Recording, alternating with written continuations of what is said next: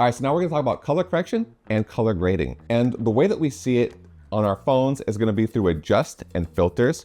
So the main thing that I wanna talk about here is whenever we're doing any color correction, whenever we're doing any color editing, unless you're just gonna slap a quick filter on it because you're just like, I just gotta do something right now, you always wanna do your color corrections first, which would be your adjustments, and then your color grading, which would be your filters. The reason is when we're doing color correction, all we're trying to do is make the camera's image look like what our eyes actually saw.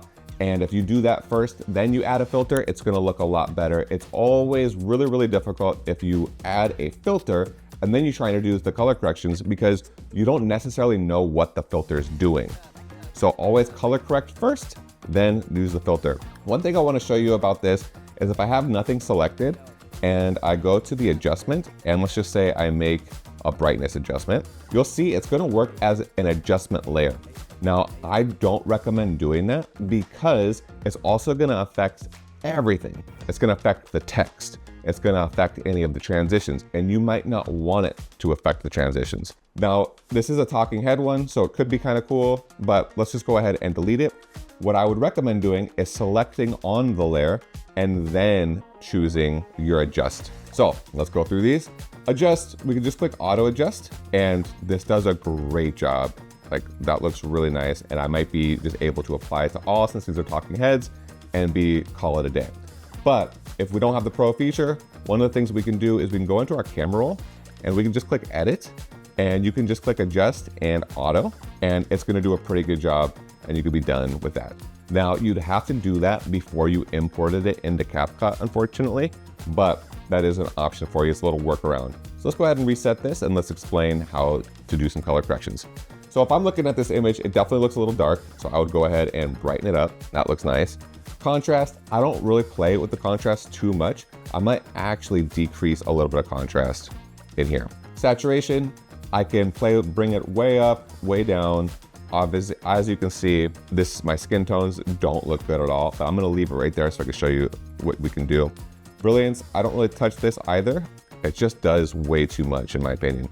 Sharpen, iPhone sharpen already is pretty good. If we add this to it, it's gonna make our footage look a little bit like, it gives it a look that's too iPhone-y and I don't like it. Clarity, I like doing a little bit of clarity. So now we're in the meat and potatoes of this. So if we go into HSL, HSL stands for hue, saturation, and luminance, and we can see all of these different colors. So the main colors in this are teal and orange. So if I go to the teal, I have the option to adjust the hue, make it more green or more blue. Maybe I could do that. And then I can adjust my saturation to increase the saturation or decrease it completely. So maybe I just add a little bit. And now I could add lightness, which is the luminance, and it's going to put more white or more black into the color. So I can make it brighter or I can make it darker. I might do it like this. And I can do the same thing with the blue as well. Okay, so as I said, so my skin tones aren't looking so great, so I might wanna fix them here, and I can just decrease my saturation on my skin tones, maybe make it a little bit brighter, and that's already looking a lot better. So this is the tone curve, and this is a really powerful tool. It's also really advanced, but I just wanna show you a couple quick things. Basically, if we lift, we have our white point, which is the one at the top right. And if I bring that over to the left, you can see everything's gonna get white. And if I bring it down, you're gonna see everything gets darker. And then we have our black point, which is gonna be at the bottom. And if we lift that up, everything's gonna get white. And if we bring it to the right, everything's gonna get dark. The lower everything is, the darker it is. The higher everything is, the brighter it's gonna be. And what we wanna use this for is to create what's called an S-curve. And an S-curve allows us to have a little bit of contrast. So if we just tap right here and lift it up, you can see we've brightened up our image a little bit. And if I tap right here and I bring it down, you can see we've added a little bit of contrast. So if I go to the before, after, and that looks pretty nice. And now what we can do is if we wanted to go a step further, this is a great place to add fade. So I can just add another tap point. And as I lift things up, you can see I'm adding a little bit of lightness into all of our blacks. And that's a way to get a nice filmic look.